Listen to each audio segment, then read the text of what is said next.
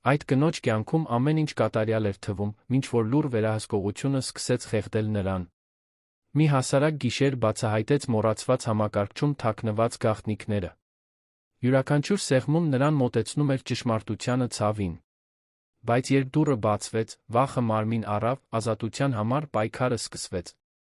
Եթե այս պատմությունը ձեզ հետաքրքրեց, մի մոռացեք բաժանորդագրվել ալիքին նշեք, թե որ քաղաքից եք դիտում։ Շարունակենք։ Երանյան ցուրտ ձմեռային գիշերներից մեկն էր, երբ Սուր քամին սուլում էր կենտրոնի պողոտաներով։ Անահիտ Սարգսյանը նստած էր իր բնակարանի բեժ թավշյա բազմոցին, նայելով 12-րդ հարկի պատուհանից։ Քաղաքի լույսերն աստղերի պես թարթում էին, նա նրբորեն շոյում էր իր 4 ամսական փորիկը, առաջին անգամ զգալով իր ներսում աճող կյանքի նուրբ շարժումները։ 28 տարեկանում, ավարտելով Երանի ճարտարապետության շինարարության պետական համալսարանը, 3 տարի ամուսնացած լինելով Դավիթ Մելիքյանի, հարկային հարցերով հայտնի իրավաբանի հետ, նա պետք է որ երազանքի մեջ ապրեր։ Բայց այդ գիշեր, սպասելով, որ ամուսինը վերադառնա հերթական գործնական հանդիպումից, Անահիտը կրծքավանդակում մի այնպիսի սեղմոց էր զգում, որը չէր կարողանում բացատրել։ Բնակարանն անթերի էր։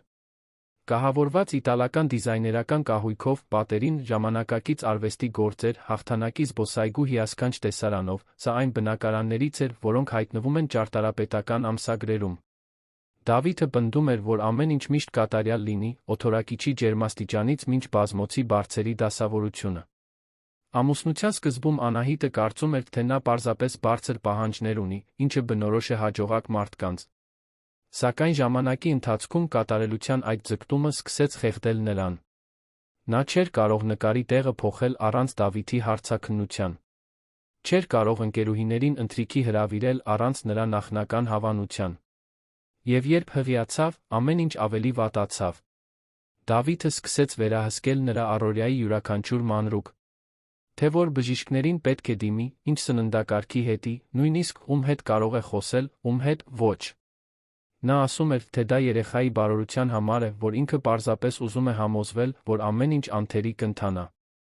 Բայց Անահիտը զգում էր, որ կորցնում է ինքն իրեն, կտոր, օրեցօր։ Ընտանիքի հետ հեռախոսազրույցները հազվադեպ էին դարձել։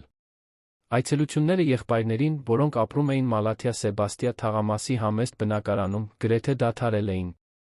Դավիթը միշտ համոզիչ պատրվակ ուներ, միշտ փաթեթավորված թվացյալ հոգատարությամբ անհանգստությամբ։ Այդ գիշեր, պատուհանից նայելիս, Անահիտը որոշում կայացրեց։ Նա պետք է հասկանար, թե ինչ է կատարվում։ Նրան պատասխաններ էին պետք։ Դավիթը շտապով գնացել էր հրատապ հանդիպման, նոութբուքը բաց թողնելով աշխատասենյակի սեղանին։ Նա երբեք այդպես չէր անում։ Միշտ ամեն ինչ կողպում էր, գաղտնաբառերը պահում պետական գաղտնիքի պես։ Բայց այդ գիշեր, գուցե շտապելուց կամ անուշադրությունից, համակարգիչն այնտեղ էր, էկրանը դեռ միացված, ցույց տալով բացված Excel-ի աղյուսակ։ Սիրտը թրթռալով, Անահիտը մոտեցավ։ Չէր ուզում լրտեսել, նա այդպիսին չէր։ Բայց ինչ-որ բան իր ներսում, գուցե մայրական բնազդը, հուշում էր, որ պետք է նայի։ Պետք է իմանա։ Աղյուսակը ցույց էր տալիս տարօրինակ ֆինանսական շարժեր։ Ամսական փոխանցումներ անունների, որոնք նա չէր ճանաչում։ Կանոնավոր վճարումներ բժշկական կլինիկաների, որոնք նրա հաճախածները չէին։ Խոշոր գումարներ, որոնք ուղարկվում էին օֆշորային գոտիների հաշիվներին։ Եվ այնտեղ առանձին էջում մի բան, որից արյունը սառեց երակներում, ֆայլ կանանց անուններով, ամսաթվերով, գումարներով գաղտնագրված նշումներով։ Նա սկսեց բացել այլ փաստաթղթեր։ Գաղտնագրված նամակներ։ Պայմանագրեր, որոնք երբեք չէր տեսել։ Հղումներ բժշկական միջամտությունների, որոնց մասին տեղյակ չէր։ Մի ֆայլ հատկապես գրավեց նրա ուշադրությունը։ Դա Դավթաշենի արհեստական բեղմնավորման կլինիկայից մի զեկույց էր, թվագրված իր հղիանալուց 6 ամիս առաջ։ Զեկույցում խոսվում էր գենետիկ ընտրության, ցանկալի հատկանիշների, մասնագիտացված ընթացակարգերի մասին։ Անահիտը զգաց, որ ոտքերը դողում են։ Ինքն ու Դավիթը ամիսներ շարունակ փորձում էին բնական ճանապարհով երեխա ունենալ։ Նա միշտ ասում էր, որ պետք է թողնել, որ ամեն ինչ իր ժամանակին լինի։ Բայց այս փաստաթղթերը բոլորովին այլ բան էին հուշում։ Մի բան, որ նա արել էր առանց իր իմացության։ Կողպեքի մեջ բանալու ձայնից նա վեր թռավ։ Դավիթը վերադառնում էր։ Դողացող ձեռքերով նա արագ փակեց նոութբուքը, վազեց հյուրասենյակ, փորձելով բնական տեսք ընդունել։ Բայց երբ նա ներս մտավ, իր հետ բերելով թանկարժեք կոնյակի ներմուծված օծանելիքի բույրը, նրա հայացքն անմիջապես գտավ իրեն։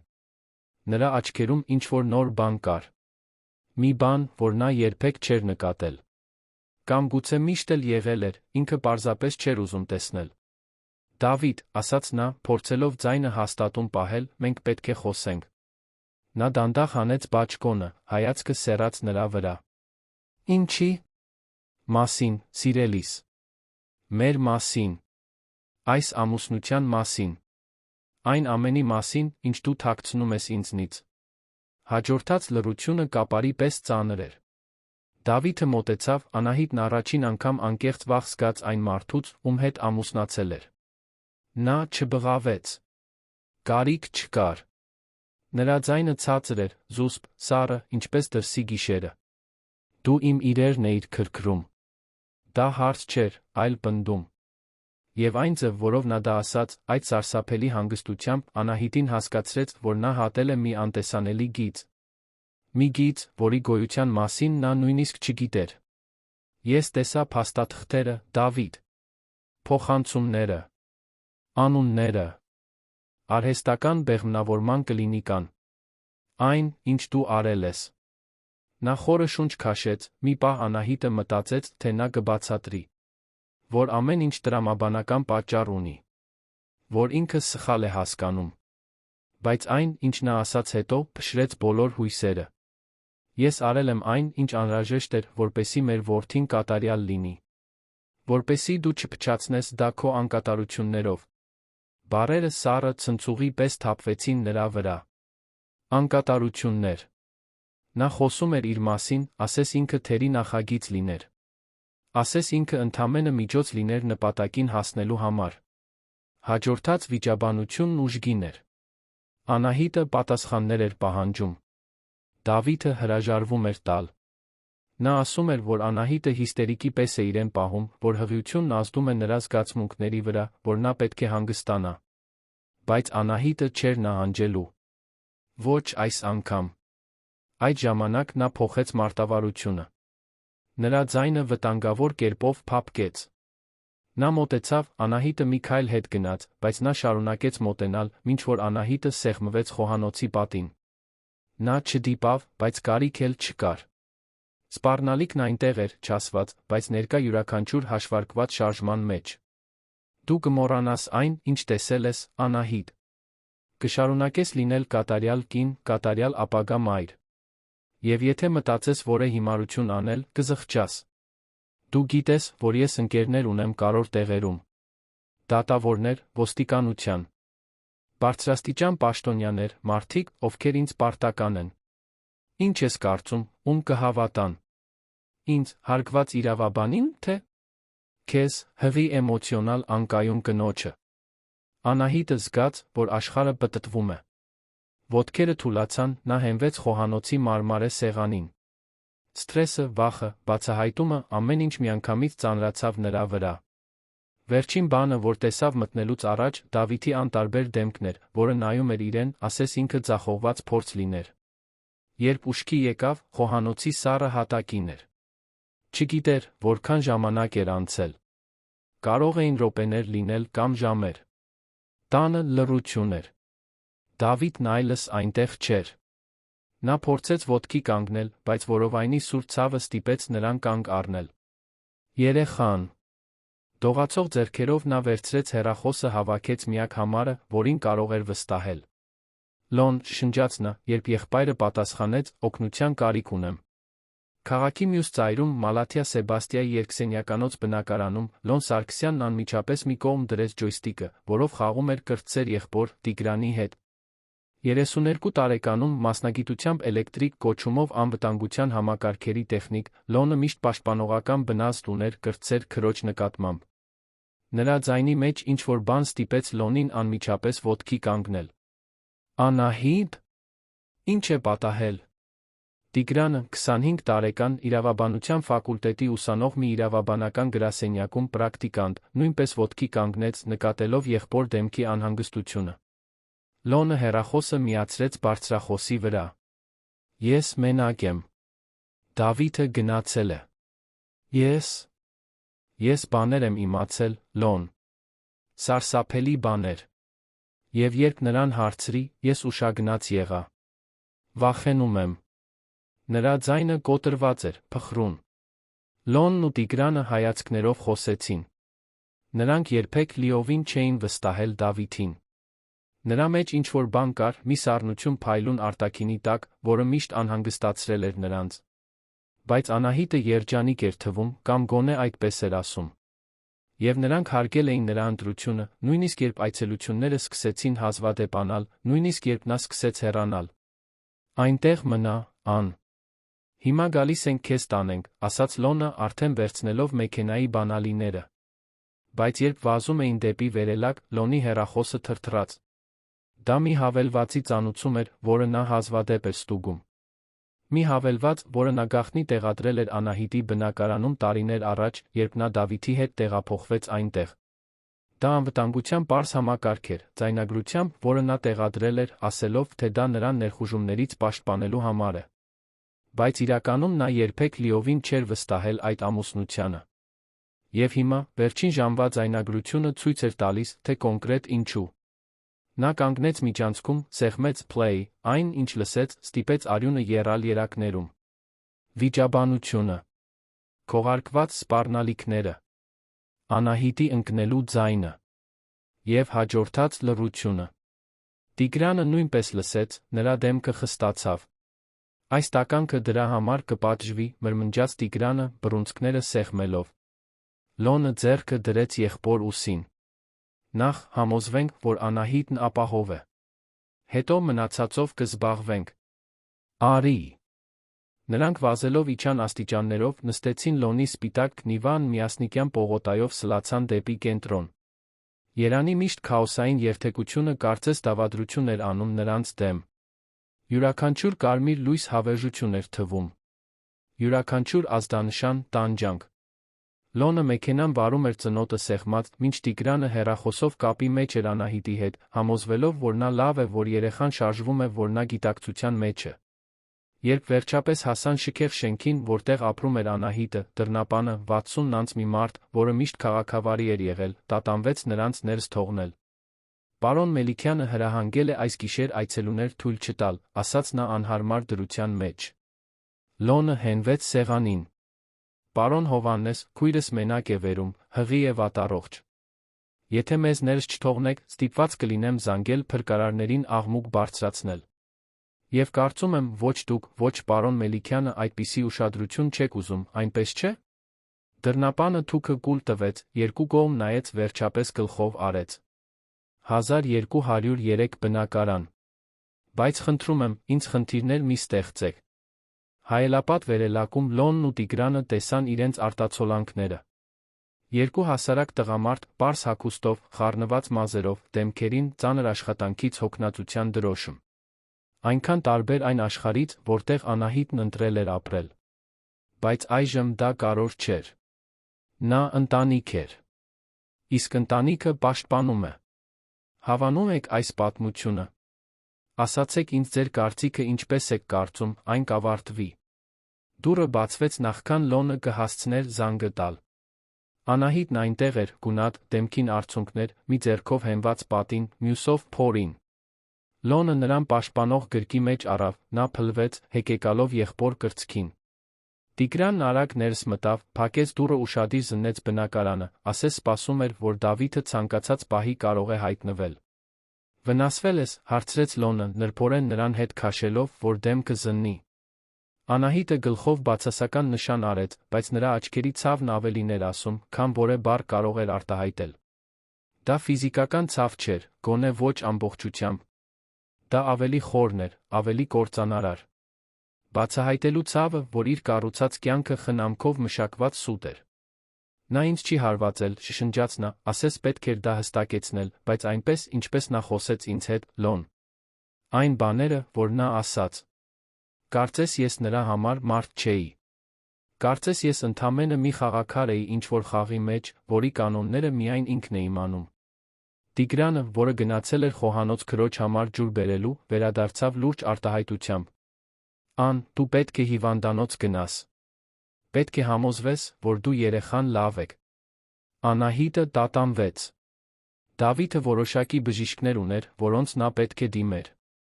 Որոշակի կլինիկաներ։ Նա միշտ ասում էր, որ դա այն պատճառով է, որ նրանք լավագույնն են, որ ինքը լավագույնն է ուզում նրա իրենց որդու համար։ Բայց հիմա, այն ամենից հետո, ինչ նա բացահայտել էր, ամեն ինչ չարագուշակ իմաստ էր ստանում։ Արդյոք այդ կլինիկաները նրա սխեմայի մասն էին։ Արդյոք բժիշկներն իմացել են, թե նա ինչ է արել։ Ես չեմ կարող նրա բժիշկներին դիմել, ասաց նա դողացող ձայնով։ Տիգրան, դու Էրեբունի բժշկական կենտրոնի մոտ չես աշխատում։ Կարող ենք այնտեղ գնալ։ Տիգրանը գլխով արեց։ Պետական հիվանդանոցը մարդաշատ կլինի, բայց նրանք գրագետ են։ Ես կզանգեմ իմ մի ընկերուհու, որն այնտեղ օրդինատոր է։ Նա կարող է մեզ օգնել։ Մինչ Տիգրանը զանգում էր, Լոնն օգնեց Անահիտին հավաքել մի քանի անհրաժեշտ իրեր, փաստաթղթեր, հագուստ, հղիության քարտը։ Նա նկատեց, որ քույրը դողում է ոչ միայն վախից, այլ խորը հյուծվածությունից։ Ասես նա այնքան երկար անտեսանելի բեռ էր կրել, որ մկանները վերջապես տեղի էին տալիս։ Մեքենայում, երբ հատում էին քաղաքը դեպի արմտյան թաղամասեր, Անահիտը սկսեց ամեն ինչ պատմել։ Խոսեց իր գտած փաստաթղթերի, կլինիկաների, աղյուսակներում կանանց անունների, գենետիկ ընտրության զեկույցի մասին։ Լոնն ու Տիգրանը լուռ լսում էին, Լոնի ձեռքերն այնքան ուժեղ էին սեղմում ղեկը, որ մատների հոդերը սպիտակել էին։ Կարծում ես, նա քեզ հետ ինչ-որ բան արել է առանց քո իմացության, զգուշորեն հարցրեց Տիգրանը, հղիության հետ կապված, նկատի ունեմ։ Անահիտը սրբեց արցունքները։ Չգիտեմ։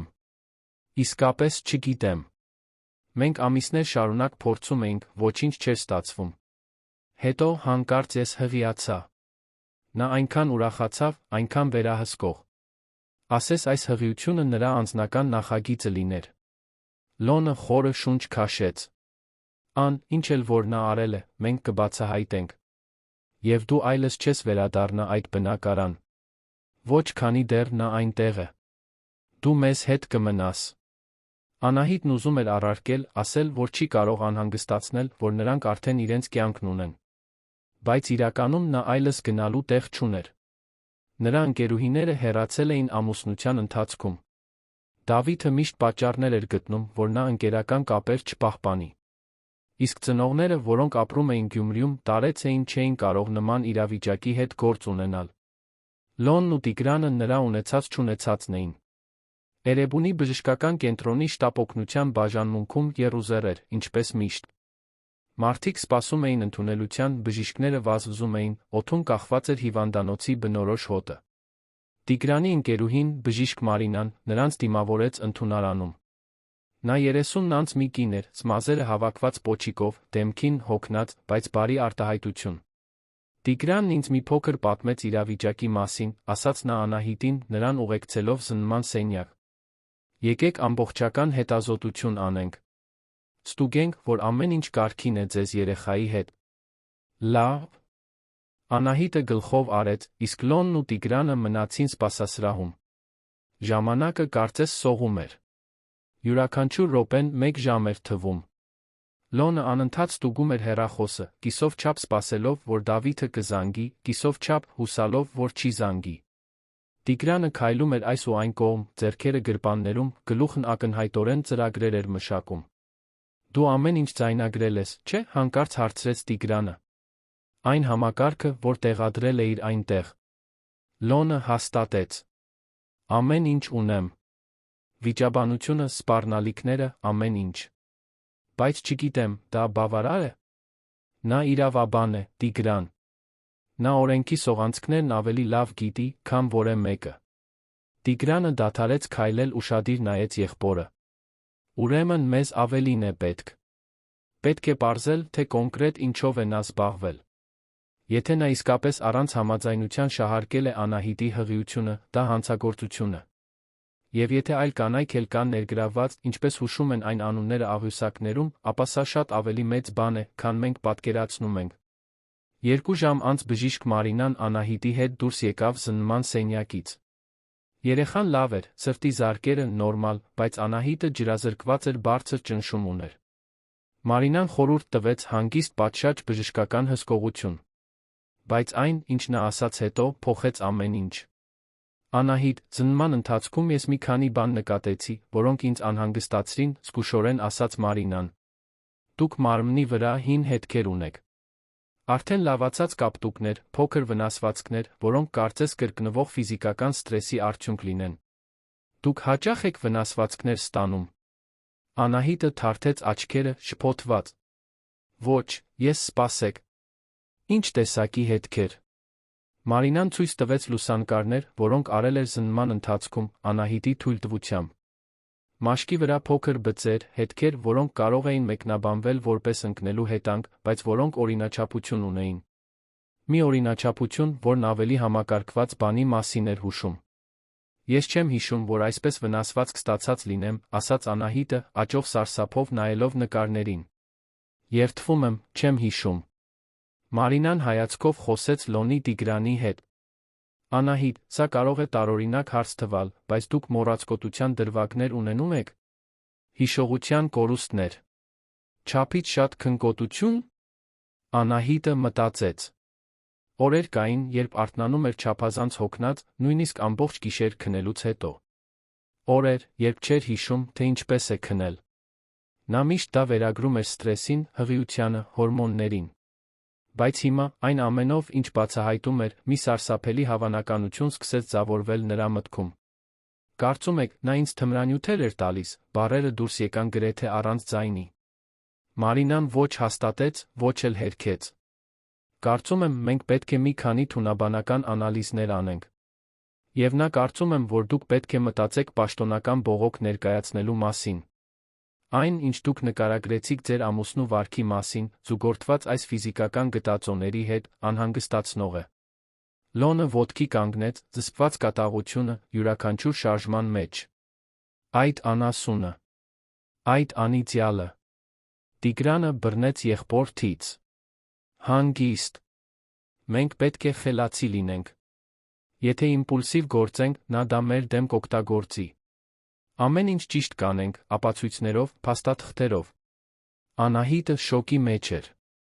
Այն ամենը, ինչին նա հավատացել էր, այն ամենը, ինչ նա մտածել էր իր կյանքի մասին վերջին 3 տարիներին, փլուզվում էր։ Նա փորձել էր լավ կին լինել, փորձել էր ամեն ինչ ճիշտ անել։ Եվ այս ամբողջ ընթացքում Դավիթը բաներ էր անում նրա հետ, նրա համար, առանց նրա իմացության կամ համաձայնության։ Դա այնքան խորը խախտում էր, որ նա հազիվ էր կարողանում ընկալել։ Թունաբանական անալիզները վերցվեցին։ Մարինան ասաց, որ արդյունքները մի քանի օր կպահանջեն, բայց ինքը կարագացնի գործընթացը, հաշվի առնելով իրավիճակի լրջությունը։ Մինույն ժամանակ, Անահիտին դուրս գրեցին, հանգստի հսկողության խիստ ցուցումներով։ Լոնն ու Տիգրանը նրան տարան Մալաթիա Սեբաստիայի իրենց բնակարան։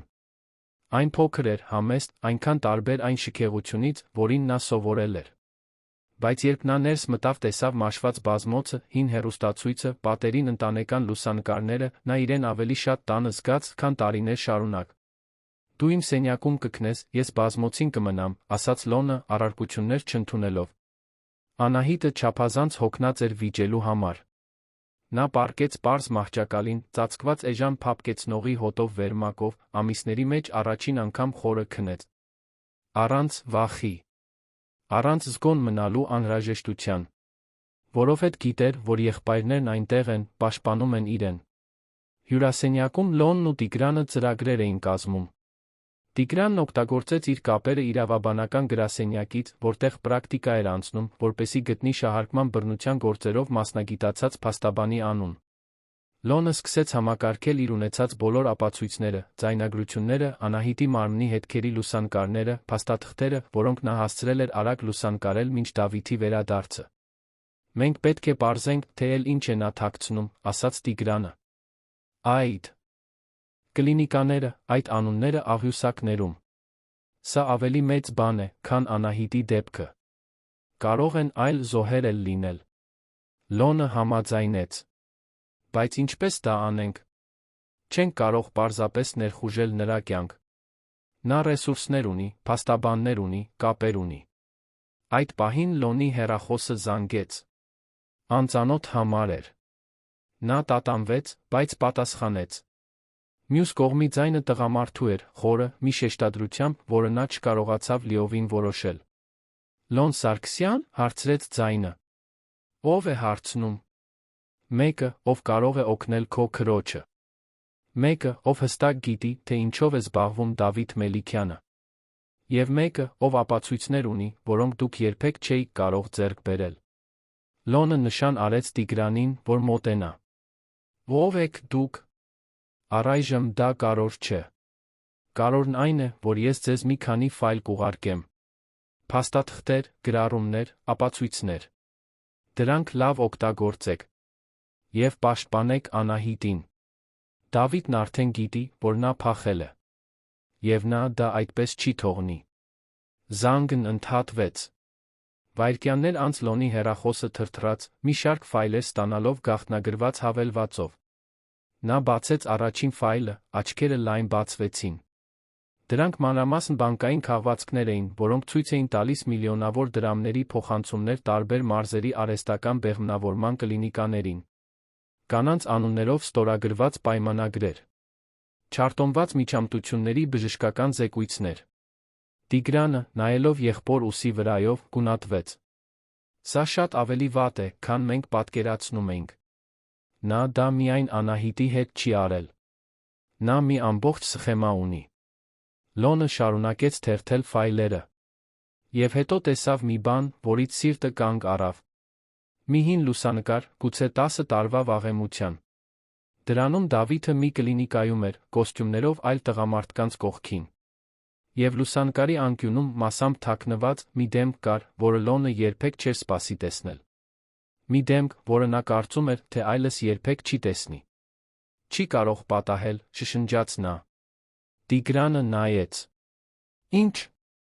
Լոնը մեծացրեց նկարը, բայց կասկած չկար։ Այնտեղ, այդ հին լուսանկարում, զինվորական համազգեստով, Ռաֆայելն էր։ Երեքի ավագ եղբայրը։ Եղբայրը, որը 7 տարի առաջ գնացել էր գաղտնի զինվորական առաքելության, այլս չէր վերադարձել։ Եղբայրը, որի համար նրանք զգացել էին, որին խորհրդանշականորեն հուղարկավորել էին, որի բացակայությանը սովորել էին ապրել։ Ռաֆայելը ողջ էր։ Եվ ինչ-որ կերպ նա կապված էր այս ամենի հետ։ Հաջորդած օրերը զգացմունքների բացահայտումների հորցանուտ էին։ Անահիտը մնում էր եղբայրների բնակարանում, վերականգնվելով ֆիզիկապես էմոցիոնալ, մինչ Լոնն ու Տիգրանն անխոնջ աշխատում էին հավաքելու այն գլուխկոտրուկի կտորները, որը Դավիթը ստեղծել էր։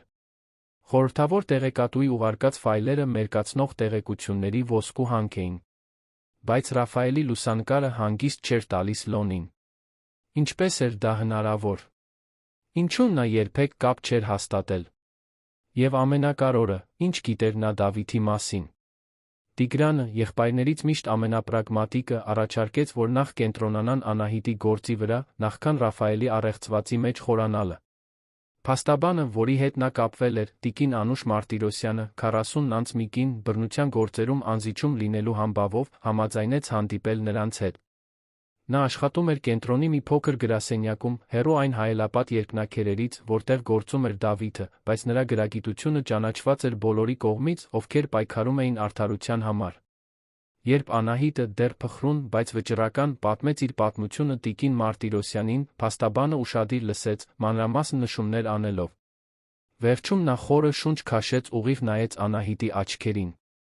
Այն, ինչ դուք ապրել եք, հայկական օրենսդրության մեջ կոնկրետ անուն չունի, բայց մենք կարող ենք այն որակել որպես մի շարք հանցագործություններ, հոգեբանական ապօրինի ազատազրկում, հարկադրանք, հնարավոր է նյութերի ներմուծում առանց համաձայնության։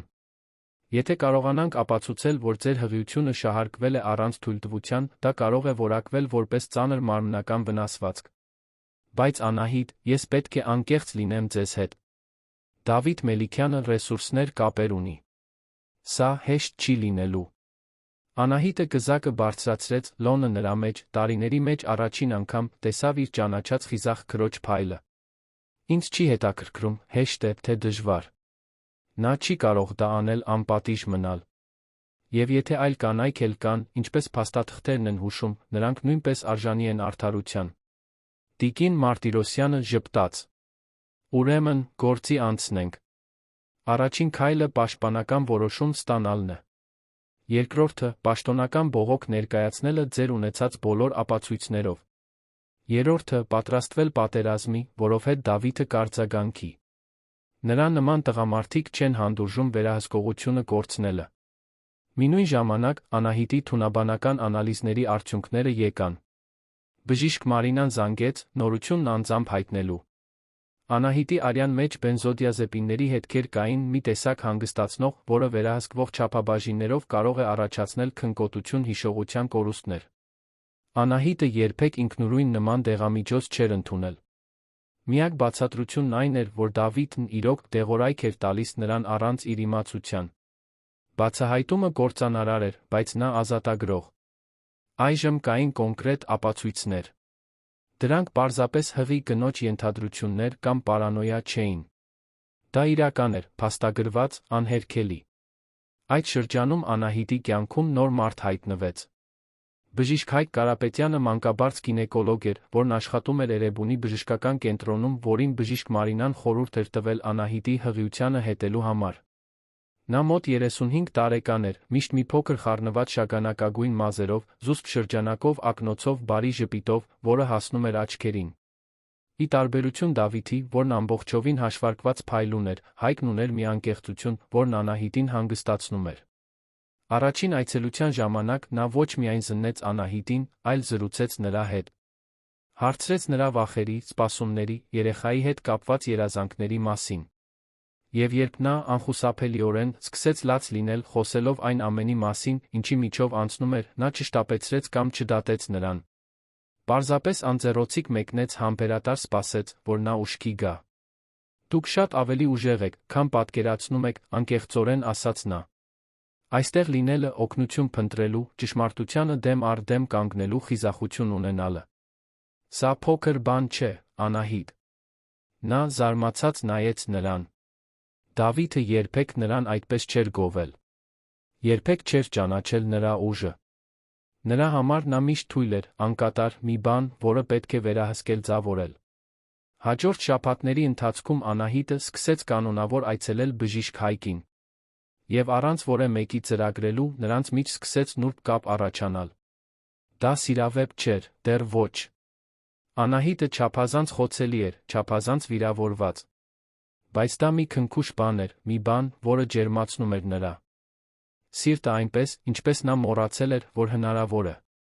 Հայկը նրան վերաբերվում էր որպես հավասարի, հարգում էր նրա կարծիքները, նրա հետ տոնում հղիության յուրաքանչյուր փոքրիկ հաղթանակ։ Լոնը նկատեց քրոջ փոփոխությունը։ Նա ավելի շատ էր ժպտում, երեխայի մասին խոսում էր անկեղծ ոգորությամբ, ոչ թե անհանգստությամբ։ Եվ երբ նա տեսավ, թե ինչպես է քույրը նայում բժիշկ Հայկին այցելություններից մեկի ժամանակ, որին ինքն էր ուղեկցում, Լոնը հասկացավ, որ գուցե նրա համար ավելի լավ ապագայի հույս կա։ Բայց Դավիթը հանգիստ չէր։ Պաշտպանական որոշումը տրվել էր, արգելելով նրան մոտենալ Անահիտին։ Բայց նա գտավ վերահսկողությունը շարունակելու ուղիներ։ Անծանոթ համարներից զանգեր նրա հեռախոսին։ Թանկարժեք նվերներ, որոնք առաքվում էին եղբայրների բնակարան։ Ընդհանուր ծանոթների միջոցով ուղարկված հաղորդագրություններ, միշտ նույն բովանդակությամբ, նա ուզում է խոսել, նա ուզում է բացատրել, նա կարոտում է իրեն։ Անահիտն անտեսում էր ամեն ինչ։ Տիկին Մարտիրոսյանի աջակցությամբ նա արգելափակել էր կապի բոլոր միջոցները։ Բայց Դավիթի ներկայությունը մշտական ստվերի պես էր, մի չասված սպառնալիք, որը կախված էր ամեն ինչի վրա։ Հուլիսյան անձրոտ մի գիշեր ամեն ինչ նորից փոխվեց։ Լոնը մենակ էր բնակարանում, Տիգրանը գնացել էր գրադարան սովորելու, իսկ Անահիտը բժիշկ Հայկի մոտ այցելության էր։ Հեռախոսը զանգեց։ Նույն անծանոթ համարը, ինչ շաբաթներ առաջ։ Ալո, զգուշորեն պատասխանեց Լոնը։ Մենք պետք է հանդիպենք, նույն խորը ձայնը։ Քո եղբոր մասին է։ Ռաֆայելի մասին։ Լոնի սիրտը սկսեց արագ բաբախել։ Ո՞վ եք դուք։ Ինչու ունեք տեղեկություններ Ռաֆայելի մասին։ Որովհետև ես եմ Ռաֆայելը, Լոն։ Հաջորդած լռությունն ականջ ծակող էր։ Լոնը զգաց, որ ոտքերը թուլանում են, ծանր նստեց բազմոցին։ Չի կարող պատահել։ Ռաֆայելը մահացել է։ Մենք 7 տարի առաջ բանակից պաշտոնական ծանուցում ենք ստացել։ Ծանուցումը սխալ էր։ Ավելի ճիշտ, այն միտումնավոր ստեղծվել էր ինձ երկարաժամկետ առաքելության համար քողարկելու։ Լոն, գիտեմ, որ սա դժվար է ընկալել, բայց պետք է ինձ վստահես։ Ես տարիներ շարունակ հետում եմ Դավիթ Մելիքյանին։ Նա ներգրավված է մի բանի մեջ, որը շատ ավելի մեծ ու վտանգավոր է, քան դուք պատկերացնում եք։ Լոնը դողում էր։ Եթե դա իսկապես Ռաֆայելն էր, ինչու նա երբեք առաջ կապ չէր հաստատել։ Ինչու թողնել, որ տառապեն, մտածելով, թե նա մահացած է։ Կարծես կարդալով նրա մտքերը, ձայնը շարունակեց.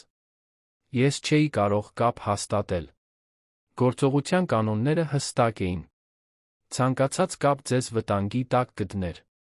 Բայց երբ իմացա, որ Անահիտն ամուսնացել է հետաքննության թիրախներից մեկի հետ, այլս չէի կարող ձեռքերս ծալած նստել։ Լոնը խորը շունչ քաշեց։ Ինչպես իմանամ, որ դու իսկապես իմ եղբայրն ես։ Ապացուցիր։ Ձայնը ծիծաղեց, մի ծանոթ ձայն, որից Լոնի աչքերին արցունքներ հայտնվեցին։ Դու 8 տարեկան էիր, երբ կոտրեցիր փորձելով թռչել տատիկի տան ավտոտնակի տանիքից, որովհետև ուզում էիր սուպերհերոս լինել։ Ես քեզ գրկած տարա հիվանդանոց ավելի քան 2 կիլոմետր, որովհետև տաքսու փող չունեինք։ Դու ամբողջ ճանապարհին լաց էիր լինում, ոչ թե ցավից, այլ ամոթից, որ հիմարություն էիր արել։ Եվ ես քեզ ասացի, որ բոլոր հերոսներն էլ երբեմն ընկնում են, կարորը ոտքի կանգնելն է։ Սա բավարար ապացույց է։ Լոնն արդեն բացահայտ լաց էր լինում։ Դա Ռաֆայելն էր։ Իսկապես նա էր։ Որտե՞ղ ես։ Ինչու այստեղ չես գալիս։ Դեռ անվտանգ չէ։ Դավիթն ամենուր աչքեր ունի։ Եթե նա իմանա, որ ես ողջ եմ օգնում եմ ձեզ, նա կարագացնի իր ծրագրերը։ Բայց շուտով, շատ շուտով, ես կկարողանամ բացահայտվել։ Առայժմ շարունակեք ապացույցներ հավաքել։ Եվ Անահիտին ասեք, որ նա մենակ չէ։ Որ նա ավելի շատ ընտանիք ունի, քան պատկերացնում է։ Զանգն ավարտվեց, բայց Լոնը երկար րոպեներ շարունակում էր հեռախոսը ձեռքին պահել, մարսելով ամեն ինչ։ Ռաֆայելը ողջ էր։ Այս բոլոր տարիների ընթացքում, երբ զգում էին նրա կորուստը, նա ողջ էր։ Եվ հիմա նա օգնում էր պաշտպանել Անահիտին։ Դա գրեթե անհավատալի էր։ Երբ Անահիտն ու Տիգրանը վերադարձան, Լոնը պատմեց ամեն ինչ։ Նրանց արձագանքը խառն էր։ Տիգրանը, բնույթով թերահավատ, ավելի շատ ապացույցներ էր ուզում։ Անահիտը, էմոցիոնալ հյուծված, չգիտեր, կարող է արդյոք մեկ շրջադարձի դիմանալ։ Բայց բոլորը համաձայնեցին մի բանի շուրջ, եթե Ռաֆայելն իսկապես ողջը տեղեկություններ ունի Դավիթի մասին, նրանք պետք է վստահեն նրան։ Ռաֆայելի ուղարկած ֆայլերը դառնում էին ավելի ու ավելի մանրամասն։ Դրանք բացահայտում էին մի բարդ սխեմա, որտեղ Դավիթը Երանյան էլիտայի այլ տղամարդիկ օգտագործում էին արհեստական բեղմնավորման կլինիկաներ չարտոնված միջամտությունների համար։ Գենետիկ շահարկում, հատկանիշների ընտրություն, նույնիսկ փոխնակ մայրություն, առանց ներգրավված կանանց լիարժեք իմացության։ Դա մի սկանդալ էր, որը, եթե բացահայտվեր, կործանելու էր հեղինակություններ տասնյակ մարդկանց բանտ էր ուղարկելու։ Տիկին Մարտիրոսյանը, ստանալով այս տեղեկությունները, ցնցված էր։ Սա շատ ավելի մեծ բան է, քան ընտանեկան բռնության դեպքը։ Սա կազմակերպված հանցավոր գործունեություն է։ Մենք պետք է ներգրավենք իրավապահ մարմիններին։ Բայց մի խնդիր կար։ Դավիթն ընկերներ ուներ կարևոր պաշտոններում։ Դատավորներ, դատախազներ, ոստիկանապետեր։ Եթե նրանք սխալ քայլ անեին, ապացույցները կարող էին անհետանալ, բոլոր ներգրավվածները անվնաս դուրս կգային։ Այդ ժամանակ Ռաֆայելը նորից կապ հաստատեց, այս անգամ ծրագրով։ Նա կարողացել էր մարդ ներդնել այն գլխավոր կլինիկայում, որը Դավիթն օգտագործում էր։ Այդ մարդը պատճենելու էր բոլոր բժշկական գրառումները, բոլոր պայմանագրերը, այն ամենը, ինչ անհրաժեշտ էր անհերքելի գործ կառուցելու համար։ Բայց դրա համար նրանց շեղող մանր էր պետք։ Եվ այդ շեղող մանրը լինելու էր Անահիտը։ Նա պետք է անձամբ հանդիպեր Դավիթին, օգտագործելով ձայնագրիչ, ստիպեր նրան խոստովանել, թե ինչ է արել։ Դա վտանգավոր էր, բայց Ռաֆայելը վստահեցրեց, որ մոտակայքում կլինի, հեռվից պաշտպանելով նրան։ Տիկին Մարտիրոսյանը նույնպես ներգրավված կլիներ, համակարգելով վստահելի պաշտոնյաների հետ, բոլորի անվտանգությունն ապահովելու համար։ Անահիտը, լսելով ծրագիրը, երկար լուռ մնաց։ Հետո, մի հաստատուն ձայնով, որը Լոնը ամիսներ շարունակ չէր լսել, ասաց. Ես դա կանեմ։ Ոչ թե ինձ համար։ այլ մյուս կանանց համար։ Նրանց համար, ում նա կարող էր վնասել, նրանց համար, ում նա կարող է վնասել, եթե մենք հիմա նրան չկանգնեցնենք։ Հանդիպումը նշանակվեց հանրային վայրում, հյուսիսային պողոտայի մի էլեգանտ սրճարանում, ճաշի ժամին, երբ շուրջը շատ մարդ կլիներ։ Անահիտն արդեն 7 ամսական հղի էր, ընդգծված փորիկը, պարզ, բայց գեղեցիկ մուգ կապույտ զգեստի տակ։ Նա մտովի փորձել էր, թե ինչ է ասելու, ինչպես է արձագանքելու, բայց սիրտը խփում էր անկանոն, երբ տեսավ Դավիթին սրճարան մտնելիս։ Նա անթերի էր, ինչպես միշտ։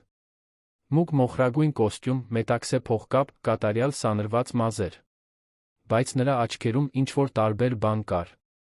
Մի անհանգստություն, որը նա փորձում էր թաքցնել, բայց որը Անահիտը, որն այնքան մոտիկից էր նրան ճանաչել, կարողանում էր նկատել։ Նա անհանգիստ էր։ Եվ դա նրան փոքր առավելություն էր տալիս։ Անահիտ, ասաց նա, նստելով սեղանի շուրջ, դու հիասքանչ տեսք ունես։ Հղիությունը քեզ շողացրել է։ Նա չպատասխանեց հաճոյախոսությանը։ Շնորհակալ եմ, որ համաձայնեցիր հանդիպել, Դավիթ։ Մենք պետք է խոսեինք։ Նա ձեռքը մեկնեց սեղանի վրայով, բայց Անահիտը նրբորեն հետ քաշեց այն։ Փոքրիկ ձայնագրիչը, որը տիկին Մարտիրոսյանն էր տվել, թաքնված էր պայուսակում, ձայնագրելով յուրաքանչյուր բառ։ Լոնն ու Տիգրանը քողարկված նստած էին մոտակա սեղանների շուրջ, ուշադիր։ Եվ ինչ-որ տեղ մոտակայքում, ինչպես Ռաֆայելն էր խոստացել, նա նույնպես կար, ապահովելով քրոջ անվտանգությունը։ Ես քեզ կարոտել եմ, ասաց Դավիթը, ձայնը փափուկ, բայց թաքնված լարվածությամբ, քեզ մեր որդուն։ Երբ ես տուն վերադառնալու։ Անահիտը խորը շունչ քաշեց։ Դավիթ, ես ուզում եմ, որ դու ինձ հետ անկեղծ լինես։ Ամեն ինչի մասին։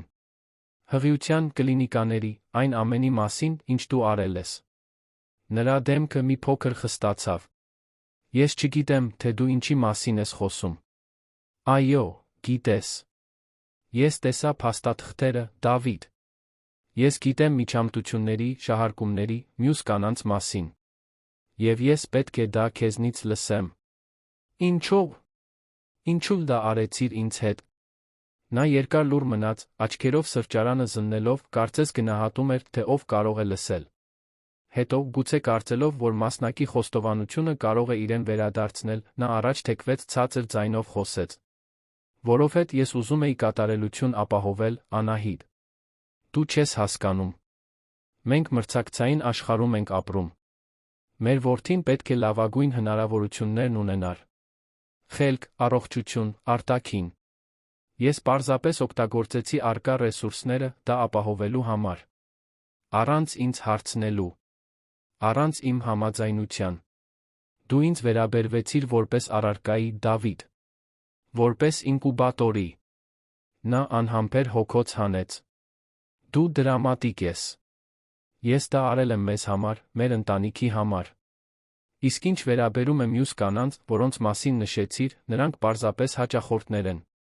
Տղամարդիկ, ովքեր, ինչպես ես, լավագույնն են ուզում իրենց ժառանգների համար։ Դրանում ոչ մի վատ բան չկա։ Անահիտը սրտխառնոց զգաց։ Այն սառնությունը, որով նա խոսում էր, զղջման լիակատար բացակայությունը ցնցող էր նույնիսկ մեկի համար, ով 3 տարի ապրել էր նրա հետ։ Դու ասում ես, որ մի ամբողջ սխեմա կա,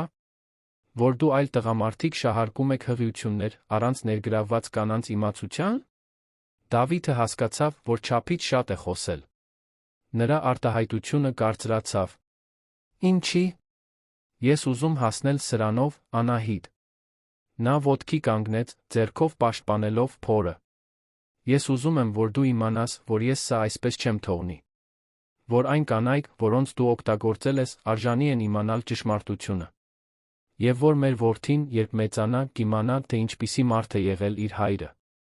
Դավիթը նույնպես ոտքի կանգնեց, Անահիտն առաջին անգամ անկեղծ զայրույթ տեսավ նրա աչքերում։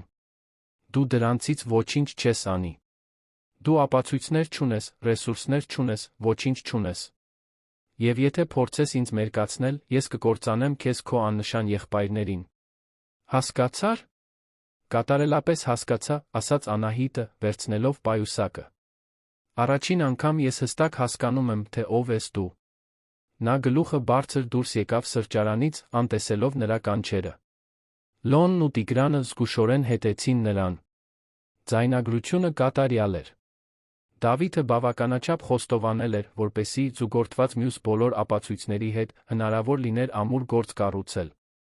Հաջորդած օրերին ամեն ինչ արագ տեղի ունեցավ։ Տիկին Մարտիրոսյանը, աշխատելով վստահելի դատախազի հետ, ներկայացրեց բոլոր ապացույցները։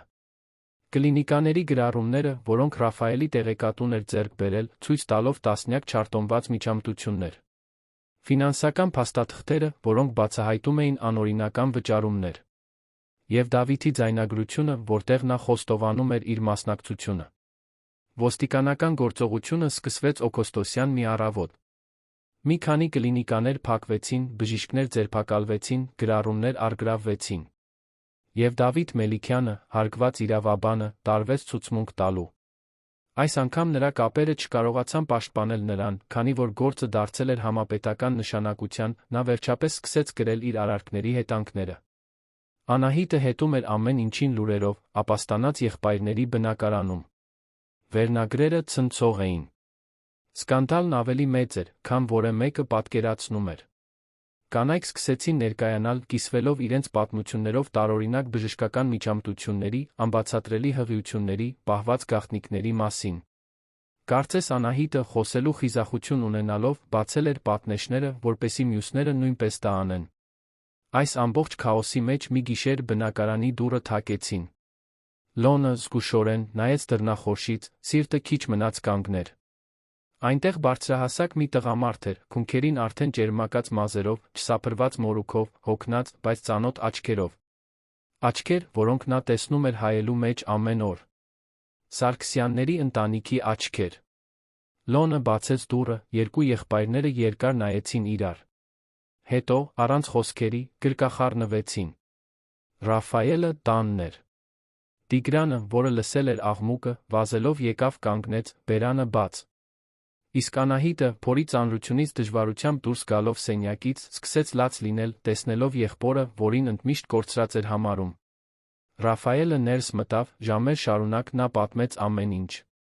Զինվորական առաքելությունը, որը երբեք չէր ավարտվել, այլ վերածվել էր երկարաժամկետ հետախուզական գործողության։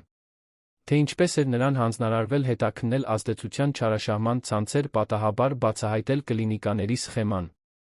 Թե ինչպես, իմանալով, որ իր քույրն ամուսնացել է գլխավոր ներգրավվածներից մեկի հետ, նա որոշել էր, որ ժամանակն է գործել, նույնիսկ եթե դա նշանակում էր խախտել արձանագրությունը բացահայտել, որ ողջ է։ Ես չէի կարող թույլ տալ, որ նա քեզ վնասի, ասաց Ռաֆայելը, բռնելով քրոջ ձեռքը։ Ոչ քեզ, ոչ էլ որե այլ կնոջ։ Այս սխեման պետք է ավարտվեր։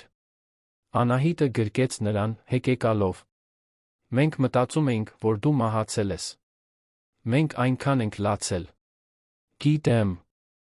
Եվ ներողություն եմ խնդրում դրա համար։ Բայց հիմա ես այստեղ եմ։ Եվ կմնամ։ Ռաֆայելի վերադարձով Դավիթի, վերջապես արդարադատությանը դեմ առ դեմ կանգնելով, Անահիտը զգաց, որ գուցե կարող է սկսել վերակառուցել իր կյանքը։